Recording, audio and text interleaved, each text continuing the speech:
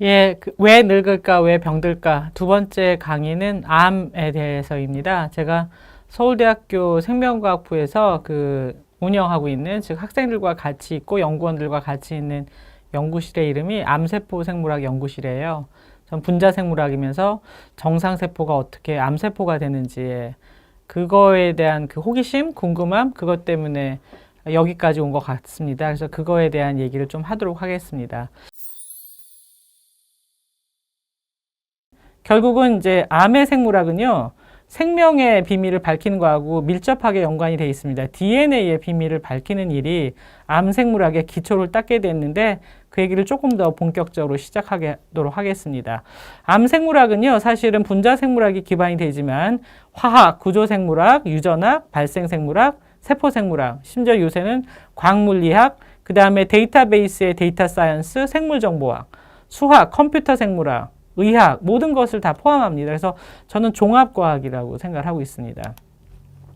그래서 이제 가장 중요한 것, 정상세포가 어떻게 암세포가 되느냐, 암세포를 만드는 최초의 사건들에 대해서 좀 얘기하도록 하겠습니다. 이 사진은 사실은 이제 뭐 일반인은 전혀 익숙하지 않겠으나 병원에서는요, 이렇게 무슨 조직 검사를 한다고 하면 바로 이겁니다. 조직을 딱 띄어서 슬라이드에 묻힌 다음에 여러 가지 염색약으로, 그러니까 DNA를 염색하는 거로 염색을 해보면은 어떤 세포가 있고 어떻게 조직이 구성되어 있는지를 볼 수 있어요. 이것을 병리학이라고 부르는데, 병리학으로 핵과 세포를 염색을 해 놓으면은 암이 생겼는지 아닌지를 알 수 있습니다. 조직이 무너지고 침투돼 있다. 그것이 아까 얘기한 이제 침입의 흔적이니까 암이고요. 또 하나는 면역세포가 되게 많이 들어와 있다. 뭔가 염증이 생기고 이상한 세포가 생겼다라는 걸 알기 때문에 면역세포가 들어가는 것이거든요. 그것 때문에 이제 암이라고 이제 판정을 하게 됩니다. 이게 이제 조직 병리학이죠. 그러면은 이제 더 궁금한 건 뭐냐면 저런 세포가 어떻게 해서 탄생하느냐. 지금까지의 가설은 뭐냐면 이걸 누가 추적하진 않았지만 여러 가지의 발견들을 토대로 논리적으로 생각해 보면 하나의 세포에서 출발한다는 겁니다. 하나의 세포에서 유전자 변이가 생기고요. 그것이 많은 세포 분열을 합니다. 그러니까 세포 주기가 중요해지는 거죠. 세포 주기가 잘 돌아서 체크를 해준다고 하면은 저건 없어져요. 근데 그거를 돌파한 애들, 즉 거기서 도망 잘 나온 애들, 즉 그 세포 주기도 회피하게 되면은 그러면은 얘네들은 성공적으로 계속해서 돌연변이 세포들을 생산을 해내는데, 그러고 난 다음에는 뭐 그대로 있으면은 이제 뭐 덩이면은 거기서 죽어요. 면역계가 해서 들어와서. 근데 그 중에 일부는 면역계를 회피하는 돌연변이를 만들고 혈관으로 침투해서 돌아다니다가 더 많이 분열을 하고 그다음에 다른 데 간다. 이게 바로 하나의 세포가 암이 되는 과정이라는 것이죠. 그래서 제가 좀 정리를 해봤어요. 정상세포가 암세포가 되는, 이게 제가 보이는 엄청난 사건인데 이게 어떻게 되느냐. 세포의 여러 가지 메커니즘을 봤었을 때는 결국은 유전체가 안정하게 유지되는 것이 건강한 상태인데 이게 망가지는 것이 암세포가 되는 것입니다. 그래서 하나의 정상세포가 암세포가 되려면, 암이 되려면 돌연변이의 돌연변이 현상을 겪어야 됩니다. 그래서 이거를 로렌스 로브라는 사람이 얘기를 했고, 그 다음에 1강에서 말씀드렸던 염색체 이론을 말을 한 이제 보베리의 염색체설의 화합을 해서 보자면 세포주기 체크포인트가 제대로 작동하면 암이 안 생깁니다. 그 다음에 염색체 분리가 제대로 되면 암이 안 생깁니다. 그 다음에 DNA가 손상이 되더라도 잘 수선할 수 있으면 암이 안 생깁니다. DNA 복제가 제대로 되면 암이 안 생깁니다. 그리고 다 이상하게 됐다 하더라도 세포가 제대로 이상한 세포를 죽여버린다면 암은 생기지 않습니다. 그런데 이 5가지의 메커니즘이 하나에서 망가지고 다른 것들을 망가뜨리기 시작하면은 암세포가 생긴다. 즉, 암이 생긴다라고 믿고 있습니다. 그래서 다시 한번 돌아가면 결국 유전자 얘기를 할 수밖에 없는 것이죠. 왜냐하면 유전자가 가르쳐 주는 것은 이 유전자가 어떻게 돌연변이 되느냐예요. 그래서 예전에 이제 프란시스 크릭이 이런 얘기를 했었어요. 그러니까 이제 895자의 전설의 DNA의 분자 구조라는 논문에 이 그냥 단지 하나의 그 엑스레이 회절 구조의 그 DNA를 보고는 이중나선이라고 한 다음에 이분이 천재라는 건 이거죠. 거기다 뭐라고 썼냐면은 이 구조를 보면은 이것이 어떻게 복제를 하는지를 알 수 있다. 즉 반보수적이라고 우리가 학교 때 배웠던 세미 컨서버티브하게 방향으로, 즉 하나의 어머니 그 스트랜드를 놓고 이걸 똑같이 복제해서 딸 스트랜드, 즉 딸 DNA가 탄생한다는 거죠. 이것을 제안을 했었거든요. 이게 이제 이 논문의 핵심이고 천재라는 거죠. 그래서 저 구조를 보고 생각한 거기 때문에 데이터는 로잘린 프랭클린한테 왔지만 과학자란 데이터만 보여주는 게 아니라 데이터를 해석하는 것이라서, 그래서 여전히 저 논문은 세계 최고의 논문이다라고 이제 칭함을 받는 이유입니다. 그래서 DNA 복제에 대한 얘기만 했는데요. 전 이분이 진짜로 더 위대한 건 바로 이 부분인 것 같아요. 계속 고민한 거예요. DNA의 구조는 다 밝혔는데 그 다음에 이후에 다른 구조들이 더 많이 나왔어요. 그러니까 이제 하나의 유형을 밝힌 것이고 더 많은 구조가 나왔는데, 그럼에도 불구하고 DNA는 이중 나선으로 되어 있습니다. 이중이고 RNA는 한 가닥이에요. 두 가닥으로 되어 있는데, 이분이 74년에 무슨 얘기를 했냐면, 노벨상을 탄 한참 뒤에도 생명에 대한 얘기를 했으니까, 내가 옛날에 53년에 DNA 구조에 대해서 쓸 때는 DNA가 유전자인 이유가 이렇게 복제를 할 때 반보수적으로 복제를 하기 때문에 그런 거라고 생각했더니, 지금 봤더니 그게 아니라 왜 이중나선이어야 되느냐, 한 가닥이 망가졌어도 다른 한 가닥이 온전히 있으니까 유전 정보를 그대로 유지할 수 있는데 훨씬 더 좋아서 한 가닥보다 두 가닥짜리인 DNA가 유전자인 것 같다. 즉 RNA가 아니라 DNA가 유전자인 이유를 그렇게 말을 했는데, 그것은 무엇을 얘기한 거냐면 결국은 DNA의 복제만이 아니라 DNA가 망가졌을 때 수선하는 DNA 리페어 메커니즘을 이야기하는 것입니다. 그래서 이분의 위대함은, 정말로 과학자라는 것은 바로 이런 것이죠. 그러니까 발견에 머무르지 않고 끊임없이 발전적인 생각을 해서 새로운 분야를 열어갔다는 것. 그럽니다. 그래서 이제 결국은 DNA가 리페어가 제대로 안 되는 거, 수선을 받아야 되는데 수선을 안 받는다. 그럼 돌연변이가 생기죠. 그게 바로 이제 암의 원인이라는 겁니다. 그래서 생명 현상의 비밀하고 암의 생물학의 그 발견은요, 너무너무 연동되어 있습니다. 지금은 오늘날에는요, 저기 프란시스 크릭이 말한 저 중심 이론, 센트럴 도그마가 더 발전을 했는데, 옛날에는 처음에 DNA가 RNA가 되고 RNA가 단백질이 된다고 얘기를 했습니다. 그래서 단백질이 생명 현상을 하기 때문에. 근데 지금은 어떤 바이러스는 역전사를 하기 때문에 그 거꾸로 밑에 빨간색으로 써 있는 것처럼 RNA가 DNA가 되기도 합니다. 즉 RNA 바이러스가 들어오면은 사람 세포에 들어와서는 DNA로 역전사를 해요. 역전사 효소를 이용해서. 그래서 그 DNA가 증식을 하면 다시 RNA를 만드는 거죠. 또 하나는 저기서 끝나는 건 줄 알았더니 이제 몇 년 전에는 단백질을 만들지는 않지만 아주 작은 RNA들이, 그 코딩하지 않는 난코딩 RNA들이 존재하는데, 이들이 마이크로 RNA랄지 아니면 난코딩 RNA, 이런 애들이 RNA를 다시 한번 조정을 하면서 단백질한테도 영향을 주고 이렇다는 것을 발견하게 됐습니다. 그래서 센트럴 도그마가 깨졌다라고 표현도 하지만 저는 깨졌다기보다는 발전한 게 아닌가라고 생각하고 있고요. 이것이 이제 생명 현상의 중심 이론이 되겠습니다. 암은 이 과정이 깨졌을 때 일어납니다. 그래서 DNA 복제가 제대로 되는 것이 돌연변이를 막는 일입니다. 그래서 보면은 이렇게 DNA 복제는 염기가 서로 상호적으로, 아데닌은 티민, 구아닌은 사이토신하고 이제 그 수소 결합을 하게 되는 건데, 이 효소는 이제 DNA 종합 효소라는 것입니다. 근데 DNA 종합 효소는요, 일을 너무 많이 해야 됩니다. 그렇기 때문에 앞으로 막 달려가다 보면 에러를 만드는데, 그게 하나의 세포 분열에서 한 3만 번 정도 에러를 만들 수가 있습니다. 그래서 이 중합 효소는 박테리아하고 달리 사람으로 옮겨오면은 이 고쳐주는 일종의 에디팅 기능이 좀 있어요. 그래서 그걸 프루프리딩이라고 얘기를 하는데, 다시 돌아가가지고 에러가 난 데를 다시 빨리 고치고 넘어오는 거죠. 이런 그 에디팅 기능이 있는데, 이것 때문에 복제하는 동안에 한 번의 세포 분열에서 한 300번 정도의 에러가 생깁니다. 근데 이 정도면은요, 암세포가 많이 탄생할 수 있어요. 돌연변이가 많이 생기니까. 그런데 우리 세포 안에 여러 가지의 DNA 리페어 기작, 사실은 이제 일강에서 자외선을 쐬었을 때 아니면은 뭐 활성산소가 나왔었을 때 여러 가지 리페어 기작이 있다고 했는데 그 리페어 즉 그 복구 수선 기작이 메커니즘이 굉장히 많이 다양하게 존재하는데요. 그것 때문에 한 10억 베이스 페어 중에서 하나 정도의 미스매치가 나옵니다. 이런 계산을 해보면은 결과적으로는 하나의 그 돌연변이 세포에서 암이 될 때까지 20년에서 40년 정도가 걸리는 것이죠. 그런데 1강에서 그 마지막에 그 청취자 중에서 그 시청자 중에서 한 분이 질문을 해주셨는데 젊은 사람한테 암이 나오면은 되게 무섭다더라. 많이 진행을 한다는데 사실이냐? 맞습니다. 이렇게 세포 분열을 많이 하니까 기회가 많아지는 거예요.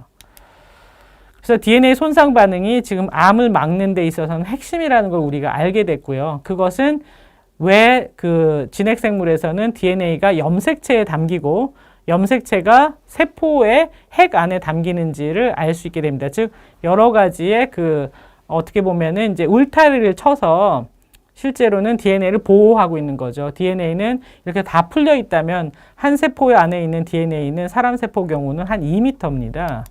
2m인데 2m의 DNA가 굉장히 고단위로 꼬여서 나노미터 단위의 세포의 핵 안에 들어가 있는 것입니다. 자, 이 DNA 손상 반응이나 암을 막는 반응이 얼마나 중요하냐면 노벨 생리의학상의 역사를 보면은 제가 말씀드렸듯이 2001년에 세포 주기로 노벨 생리의학상이 나왔어요. 암세포가 왜 탄생하는지를 세포 성장의 비밀을 열었다라고 해가지고 이제 세 분이 노벨상을 받았는데 그 다음 해 2002년에는 심하게 DNA가 손상되면은 차라리 그 세포는 죽여야 된다라고 해가지고 세포 사멸, 에이포프토시스라는 과정을 밝혀낸 세 분. 이 중에는 지네틱 코드를 만들어낸 크릭과 함께 시드니 브레너도 포함되어 있는데 유전학의 아버지입니다. 시드니 브레너, 밥 호비츠, 그 다음에 존 설스턴 세 분이 에이포프토시스로 노벨 생리의학상을 받았어요. 그리고 2010년 넘어서 정확하게 저 해가 왜 제가 기억이 안 나는데 그 학회 갔는데 그 자리에서 발표가 돼서 알게 됐는데 DNA 복구 손상 반응, 즉 DNA 리페어 때문에 세 분이 또 노벨상을 받았습니다. 즉 DNA가 손상이 됐었을 때는 빨리 복구를 하기 위해서는 세포 주기를 멈춰야 된다. 그리고 복구가 안 되면 이 세포는 빨리 죽어야 된다. 이것이 연동되어 있었을 때 세포가 온전하게 된 항상성이 유지되는데 이 각각의 반응이 지금 다 세 개가 노벨상 생리의학상을 받게 된 것이죠. 그래서 노벨상의 역사를 가만히 보면은 암생물학의 역사하고 매우 많이 연동되어 있습니다. 자, 그래서 결국은 유전체가 변한 것이다. 그래서 이제 암세포를 들여다보면은 유전자가 많이 변하는 유전체 불안정성 혹은 유전체가 담겨져 있는 염색체 자체가 막 많이 변해버리는 염색체 불안정성 이렇게 크게 두 개로 나눌 수가 있게 되는데 이 두 개는 확연하게 구분되는 건 아니지만 어느 정도의 경향성을 가집니다. 우리 몸의 DNA 총 길이는 살짝 말씀드렸지만 그 베이스 페어 하나당 0.3 나노미터인데 그거를 이제 쫙 늘려보면 우리 몸의 그 DNA가 그 세포 하나에 담겨 있는 게 2 곱하기 10의 9승이니까 쫙 펴면 2m예요. 근데 우리 그 몸이 한 10조 개의 세포로 구성되어 있다고 하거든요. 20조일 수도 있어요. 아무도 다 분해해가지고 세보지 않았기 때문에. 그래서 그거를 곱하면 세포 하나에 2m니까 뭐 10조 개를 곱해요. 그러면은 2 곱하기 10에 13승 내지는 14승 미터가 나옵니다. 근데 이게 얼마나 긴 거냐면 지구에서 태양까지의 거리가 1.5 곱하기 10에 11승 정도 돼요. 그 얘기는 나눠보면은 한 666번을 왕복할 수 있는 거리예요. 그러니까 우리 몸에 우주가 담겨 있는 거죠. 근데 저처럼 간이 작은 사람은 저렇게 얘기했다가 누가 뭐라고 그럴까봐 한 100번 왔다 갔다 할 수 있는 거리다. 라고 얘기를 합니다. 자, 엄청난 양의 DNA거든요. 저거를 그냥 복제를 하면 저기 박테리아처럼 에러가 너무 많이 생길 겁니다. 그래서 염색체, 저렇게 왼쪽에 사진에 있는 것처럼 염색체라고 해서 고도로 응축된 X자 모양의 단백질과 DNA 복합체에 담기게 됩니다. 저 염색체가 바로 세포 분열에서 핵심이죠. 저렇게 이제 집마다 담겨져 있으면은 정확하게 두 개로 분리할 수 있기 때문입니다.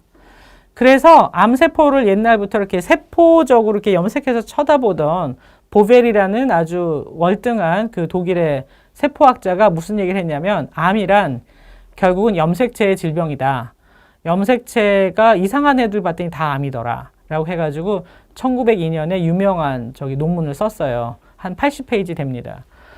근데 이제 그가 했던 얘기 중에 중요한 얘기 중에 하나 언급할 건 뭐냐면 그 염색체 설만 얘기한 게 아니라 결국은 암화 과정에서 비정상적인 세포 분열, 무제한 분열 이런 것이 암인데 이거는 방사선을 쬐서 죽이거나 물리적 화학적 처리나 혹은 현미경의 생물의 감염으로 생긴다고 얘기를 했어요.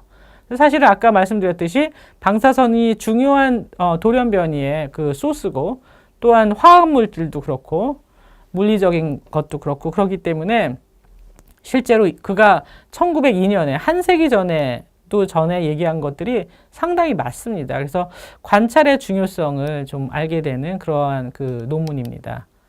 자, 이 사진은 제가 아주 아끼는 제 첫 번째 제자인 최은희 박사가 그 박사 과정일 때 지금 현재는 되게 자랑스럽게도 미국 아이비리그의 콜롬비아 대학의 교수예요.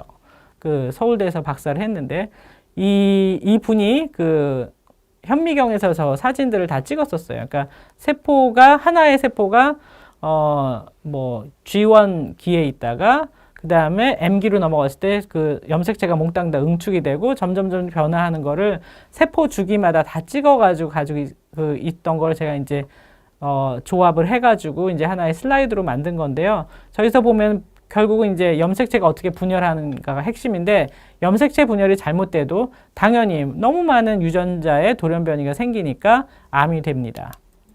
그러니 뭐 1강에서 말씀드렸던 대로 DNA 자체의 돌연변이 주는 것과 그 다음에 염색체 자체에 문제가 생기는 것, 이 두 가지가 암의 원인이 되겠는데 그래서 그 염색체의 분리 현상이 잘못되는 것도 이제 암의 현상이라서 저렇게 이제 염색체 분리 작용이 중요하다는 것을 다시 한번 말씀드리겠습니다.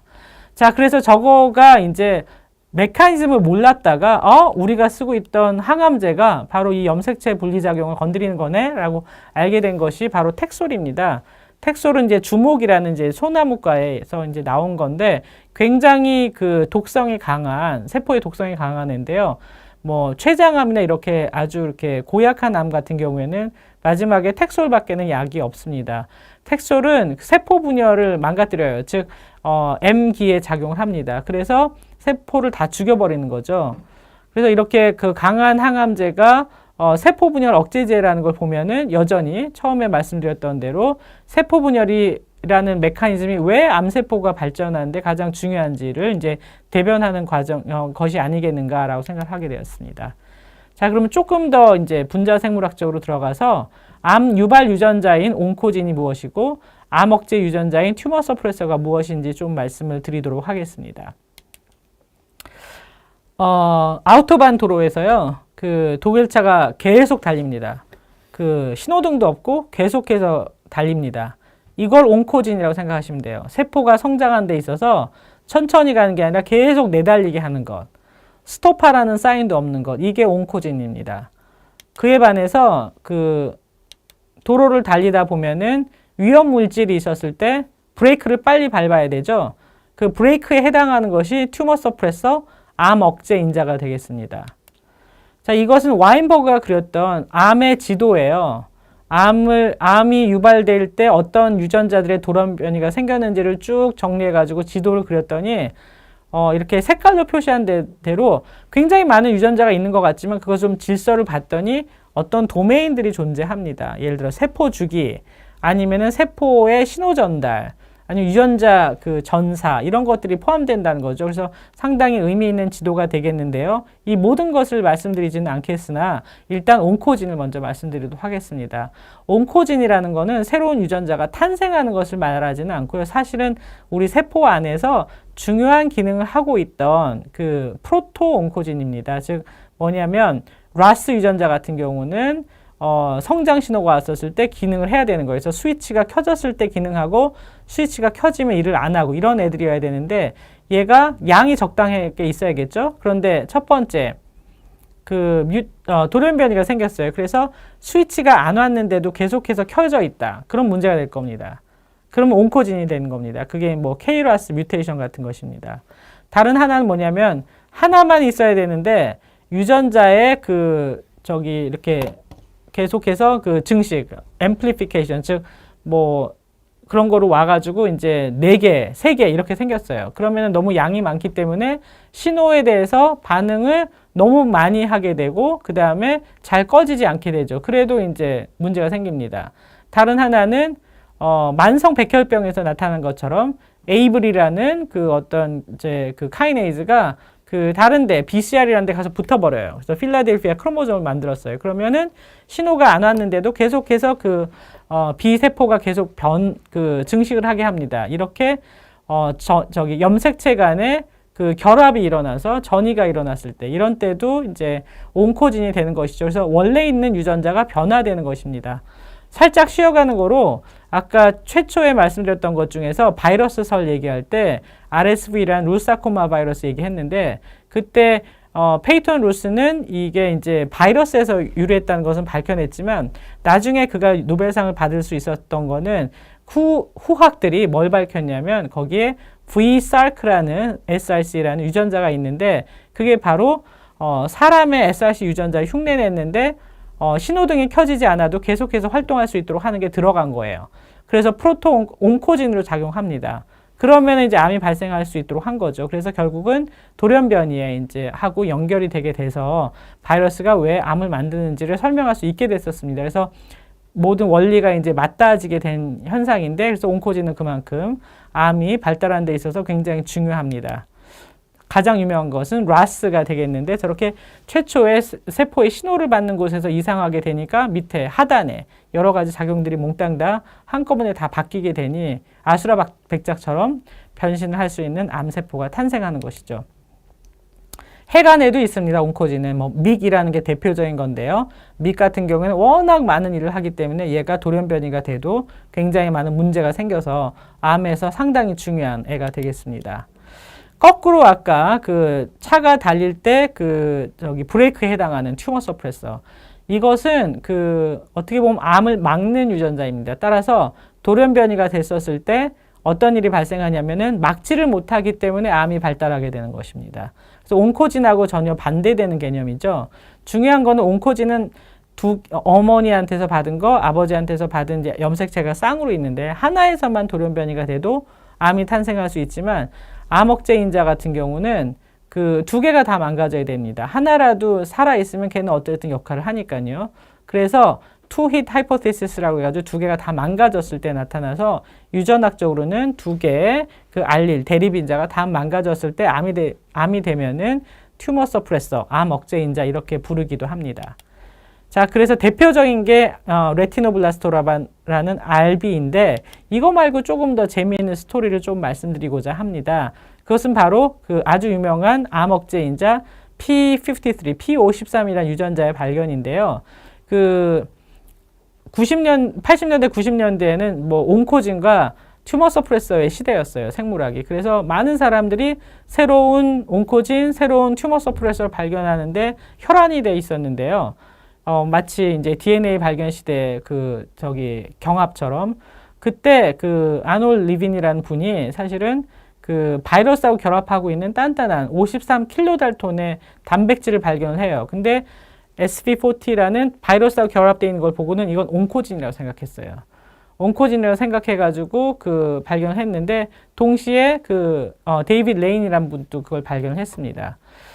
그런데 나중에 학회에서 가서 봤더니 버드 보글스틴이라는 미국의 이제 암 생물학의 거두죠. 이분이 봤더니 이거는 온코진이 아니라 튜머 서프레서야. 즉 암 억제인자라는 여러 가지 정황들을 발표를 합니다. 그래서 이 세 분은 한 10몇 년 동안 노벨상 영순이었었어요. 근데 다른 사건 때문에 노벨상은 받지 못했지만 실제로는 P53의 발견은 암 생물학에서 가장 중요한 사건 중에 하나가 되겠습니다. 이 P53이 하는 일은 아까 말씀드린 세포 주기를 조절하는 것, 그다음에 세포 사멸을 조절하는 것, DNA 손상 반응을 조절하는 것, 3가지를 다 하게 됩니다. 따라서 P53은 한 50%의 암에서 다 돌연변이가 돼 있어요. 따라서 항암제를 만드는 사람들은 이거를 타겟하고 싶어 합니다. 돌연변이 표시암을 타겟하면 많은 암을 고칠 수 있다는 생각을 하고 있고 지금도 굉장히 많은 시도가 이루어지고 있는 그러한 그 유전자가 되겠습니다.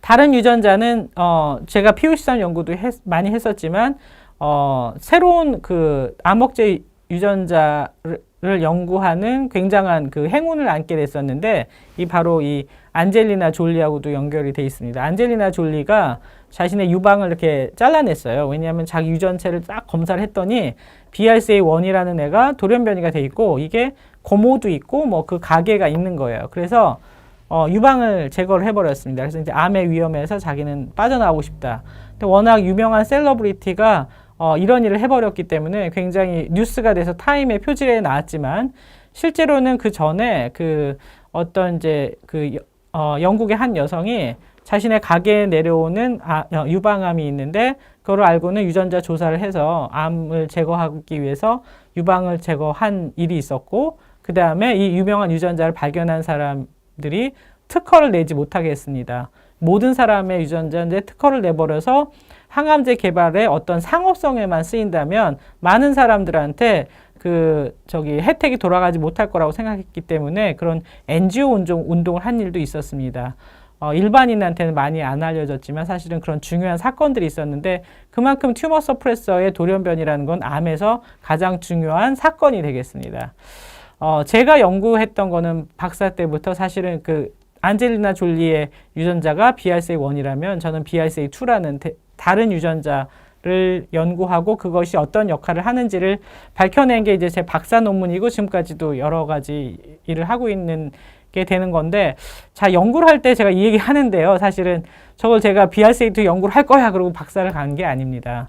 BRCA2가 그때 그 케임브리지에서 클로닝이 됐는데 이게 너무 핫한 유전자라는 걸 알기 때문에 모든 사람들이 달려들었는데 그 기능을 밝혀내지 못하고 있었고 너무 경쟁이 심했었어요. 근데 제가 첫 번째 했었던 프로젝트가 왕 망했었습니다. 그랬더니 그 교수님이 저한테 왕 망했는데 뭐 놀아서 한 건 아니었고 가설이 완벽하게 틀렸다라는 걸 입증하는데 한 학기 다 썼었습니다. 그래서 완전히 낭망해서 이러다가 내가 빈손으로 집에 돌아가는 건 아닐까라고 불안해하고 있을 때 가장 위험한 순간에 저한테 행운이 찾아온 건데 이 BRCA2 튜머 서프레서에 대한 그거를 완전히 없애버린 실험용 생쥐를 만들었는데 이거를 아무도 지금 밝혀내지 못하고 있다 기능을 네가 해볼래 라고 해서 저는 프로젝트가 없었으므로 그거를 하게 됐는데 결국은 그 기능을 다 밝히게 됐었어요. 그래서 엄청난 행운을 얻고 한 학기에 날아간 줄 알았는데 사실은 다른 동기 친구들보다 훨씬 더 많이 조명을 받고 그 다음에 박사학위도 빨리 하고 상도 받고 그런 일이 있었어요. 그래서 제가 무슨 생각을 하게 되냐면 과연 어떤 이제 과학에서 무슨 어떤 탁월한 업적을 낸다는 게 타고난 영특함이나 이런 거로 되는 건가? 아니면 운으로 되는 건가? 아니면은 그 시기에 적절한 타이밍에 있었기 때문인가? 이런 생각을 하게 되는데 여러 가지가 복합적이겠지만 제 경우는 사실은 제가 엄청난 행운의 프로젝트를 할 수 있었던 것은 실제로는 완전히 망했었을 때 기회가 왔었습니다. 그래서 뭐라고 말씀드리기는 힘들지만 그 실패가 저한테 성공을 불러줬었던 그런 사건이라서 지금도 엄청나게 교훈으로 다시 한번 돌아보고 싶어 하는 그런 일이랍니다. 자, 그래서 이제 BRCA2 연구를 하다가 얘가 세포 주기에서 어떤 일들을 하고 있는지를 쭉쭉쭉쭉 밝혀서 제가 이제 리뷰 논문, 그러니까 어떻게 보면은 이제 모든 사람한테 BRCA2란 이런 겁니다라고 이제 얘기해주는 그런 논문을 또 써서 발표를 하게 됐었는데 봤더니 야, 이게 바로 암이구나라는 생각을 했었는데 하나는 DNA 수선장애옥에도 참여를 하고요. 다른 하나는 DNA 복제 때 복제가 제대로 완성되도록 항상성을 유지하는 데도 참여합니다. 또 하나는 세포가 분리될 때 염색체가 제대로 분리될수록 조절하는 데도 참여합니다. 그러니 이런 유전자가 망가지면 점점 세포가 분열할수록 돌연변이가 많이 생겨서 암이 걸릴 수밖에 없는 거죠.